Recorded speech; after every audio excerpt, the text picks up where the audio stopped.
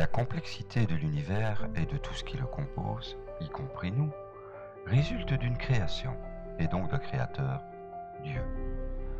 Dès lors que l'existence de Dieu n'est plus contestable sans faire preuve d'une mauvaise foi absolue, c'est avec la plus grande humilité que nous allons essayer de comprendre le sens de notre existence. Cette question existentielle, cette quête de vérité qui doit nous guider dans nos choix et notre parcours de vie remonte à l'origine de l'humanité. Qui ne connaît son histoire ne connaît son avenir. Les mystères antiques sont innombrables et inviolés, et les cultures anciennes nous ont laissé des témoignages précieux. L'archéologie est intarissable de découvertes énigmatiques et de mise au jour de preuves irréfutables d'un passé oublié. La Bible ne serait qu'un recueil de fables et de textes prophétiques énigmatiques? Faux. Le livre « La Bible arrachée au sable » de Werner Keller vous démontrera que l'archéologie a prouvé depuis bien des années que les récits bibliques sont des faits historiques et non des fables. En faisant également de nombreuses recherches sur le net, vous découvrirez d'autres preuves à discerner d'une quantité innombrable de débilités et autres désinformations. Mais tout comme la Torah juive et le Coran, la Bible a une histoire. De nombreuses versions différentes résultant des attaques, perversions et ou interprétations partiales dont elle a été l'objet, nous imposent une grande prudence dans notre choix. L'Ancien Testament, commun à la Torah, la Bible et le Coran, restent les textes sacrés les plus anciens, bien que les originaux aient disparu.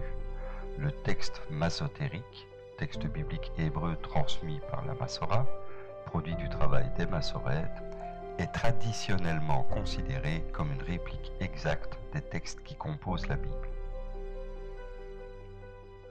Toute Bible n'étant pas une traduction fidèle de ces textes est donc corrompue.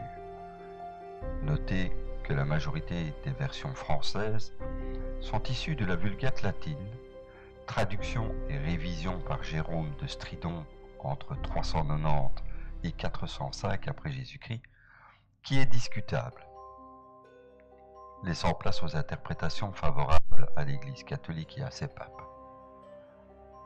Les versions de David Martin et de Jean-Frédéric Osterwald sont des traductions fidèles des textes hébreux masotériques et grecs reçus, rédigés dans un français plus accessible que la Bible d'Olivetan de 1535.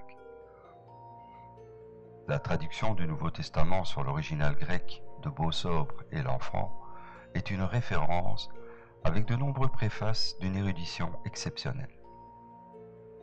Les textes dits apocryphes, non canoniques, et d'exemplaires uniques aux origines parfois inconnues ou non vérifiables, sont présents dans certaines versions, à consulter avec circonspection. Plus d'informations et explications sur le site www.godieu.com. L'orgueil des hommes et les tentations du pouvoir ont fait qu'ils ont substitué au commandement divin leurs interprétations.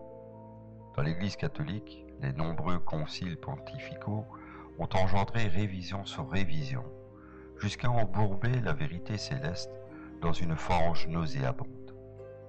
Le Talmud est plus enseigné que la Torah, alors que celui-ci n'est composé que d'interprétations et de paroles d'hommes via la tradition orale.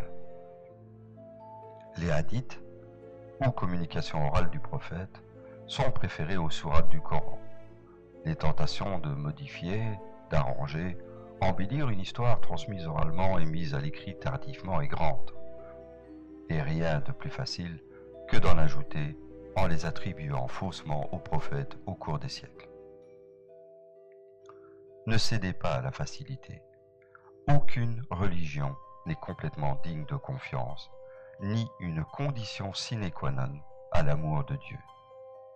Ce sont des paroles d'hommes, suppléant à la vraie foi des rituels, des règles, des obligations et pénitences, vous détournant des vrais commandements de Dieu. Les courants dissidents ou asiatiques, comme le bouddhisme, et autres pratiques ont des histoires et des origines aussi. Sémiramis et Nimrod de Babylone, le début des abominations et perversions humaines. Il y a plusieurs interprétations à l'étymologie du mot religion. Le terme religion proviendrait du syllabaire Re-li-gi-ou sumérien, qui signifie les tablettes d'apprentissage qui guident les moutons, ou dérivé du latin religio, ce qui attache ou retient, lien moral, inquiétude de conscience, scrupule, utilisé par les Romains avant Jésus-Christ pour désigner le culte des démons. Cicéron le dit venir de relegere, relire, revoir avec soin, rassembler, dans le sens de considérer soigneusement les choses qui concernent le culte des dieux. Plus tard, Tertullien et Lactance voient son origine dans religare, relier, pour désigner le lien de piété qui unit à Dieu. L'emploi du mot religion s'est progressivement étendu à toutes les formes de manifestations sociales en rapport avec le sacré. L'Ancien Testament et l'Ancienne Alliance, la loi de Moïse, le Nouveau Testament et la Nouvelle Alliance, l'accomplissement de la loi par notre Seigneur Jésus-Christ. Méditez sur ces paroles de Jésus-Christ. Ne croyez pas que je sois venu anéantir la loi ou les prophètes.